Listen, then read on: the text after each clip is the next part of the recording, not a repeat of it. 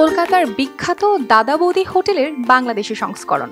দক্ষিণাঞ্চলের ঝালকাঠির ভীমরুলি খালের এক প্রান্তে গড়ে উঠেছে বাংলাদেশের এক অনন্য পর্যটন আকর্ষণ বৌদির ভাসমান হোটেল। বছরের 12 মাসই পর্যটকদের ভিড় জমে এখানে। শতবর্ষী ঐতিহ্যবাহী ভাসমান হাটকে ঘিরে গড়ে উঠেছে এই ছোট্ট রেস্টুরেন্ট, যেখানে পাওয়া যায় ঘরোয়া পরিবেশে সুস্বাদু খাবার সাশ্রয়ী মূল্যে। প্রায় 15 বছর আগের কথা বলছি আমি। তখন এই সাংবাদিকরা এসে বলছে যে আমরা কোথায় খাবো বৌদি, আমাদের খাবার দাবার ব্যবস্থা করেন।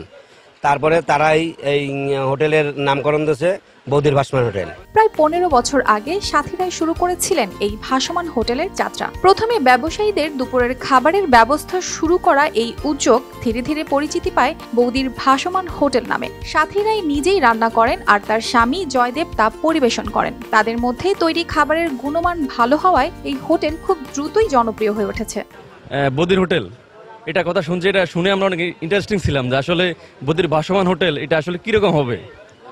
সেখান থেকে আসা, অনেক সুন্দর, ন্যাচারাল, খাবার দাবারও ভালো, এদের ব্যবহার অনেক ভালো, আমরা মনোমুগ্ধ আর কি।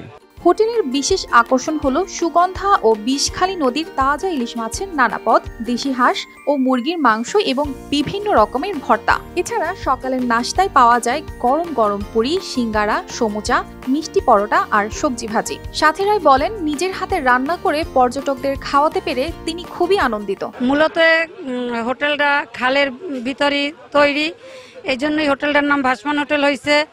এজন্যই আমার এই হোটেলটার নাম হয়েছে বৌদির হোটেল।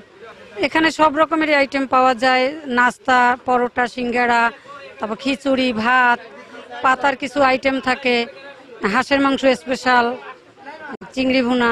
মৌসুমে এই হোটেলে প্রতিদিন গড়ে 6 থেকে 7 হাজার টাকার খাবার বিক্রি হয়। কিন্তু দেশের বর্তমান পরিস্থিতির কারণে পর্যটকদের সংখ্যা কমে গিয়ে ব্যবসায় বেশ মন্দা যাচ্ছে। বিসিকের এক কর্মকর্তা আলী আজগর নাসির জানিয়েছেন, সরকার ক্ষতিগ্রস্ত উদ্যোক্তাদের পাশে রয়েছে এবং সার্বিক সহযোগিতা করবে।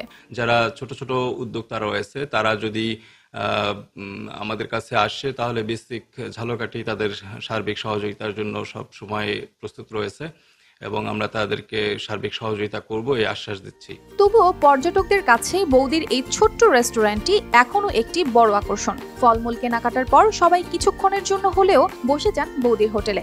এক কাপ চা আর গরম খাবারের স্বাদে তারা অনুভব করেন বাংলাদেশের ঐতিহ্য ও আতিথেয়তার পূর্ণরূপ। যারা একবার এখানকার খাবার চেখে দেখেন তারা বারবার ফিরে আসতে চান, এমনটাই মনে করেন সাথীরাই।